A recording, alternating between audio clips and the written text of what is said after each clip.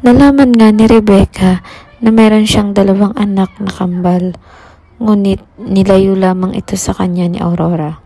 Kaya nag-observe si Rebecca kung saan nilagay ni Aurora ang mga anak nito. Pinagmamasdan niya o tinitingnan niya kung saan pupunta si Aurora at kung sino ang kausap nito sa kanyang kwarto o sino ang kausap nito sa cellphone. Dahil naniniwala ito na tinago ni Aurora ang kanyang mga anak. Ngunit hindi nagbago ang pakikitungo ni Rebecca sa kanya at mas lalong kinuha nito ang loob ni Aurora para mas maraming information ang makuha niya. Nang nalaman nga niya na buhay ang kanyang mga anak, galit na galit si Rebecca kay Aurora. Napuno ito ng galit dahil yun na nga lang ang pag-asa niya para mabuo muli siya. Dahil si Aurora ang dahilan kaya nawala ang pinakamamahal ni Rebecca. Ngayon naman ang mga anak nito ang sinunod.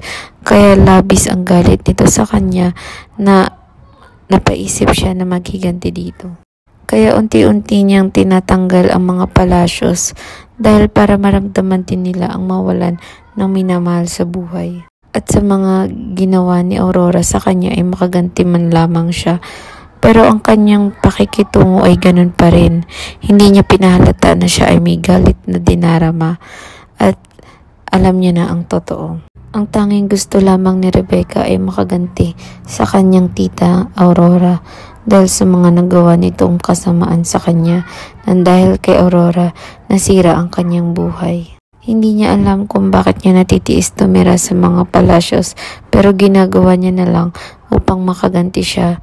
Kaya sa tingin nyo, sino ang mas may matinding motibo para patayin si Paco at si Basil at ang magiging apo sana ni Galban? At sabay-sabay po nating abangan ang gumagandang kwento ng Widow's War.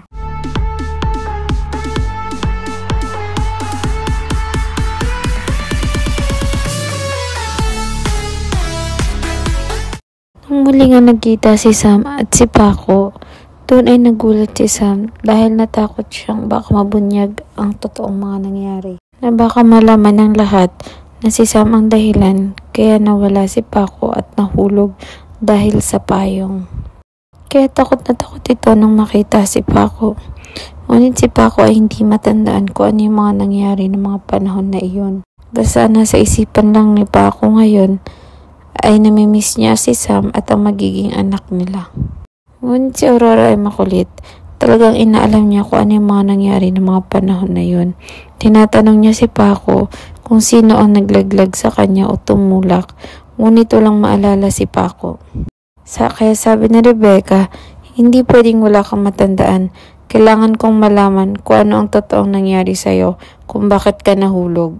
Kailangan nating malaman kung sino ang pumapatay.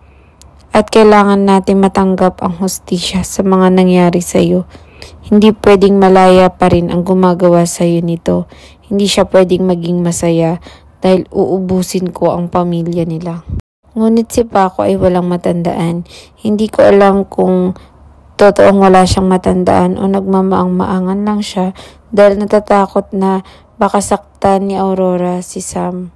Kaya pinagtatakpan niya ang kanyang asawa dahil nga ito ay buntis at baka masaktan ni Aurora at palayasin sa bahay. Ngunit si Aurora ay hindi titigil hanggat di niya nalalaman ang totoong nangyari. Kaya humanda talaga kung sino man ang may kagagawan nito. Sa tingin niyo guys, matatanggap kaya ni Aurora pag nalaman niyang si Sam ang nagtulak kay Paco para mawala ito?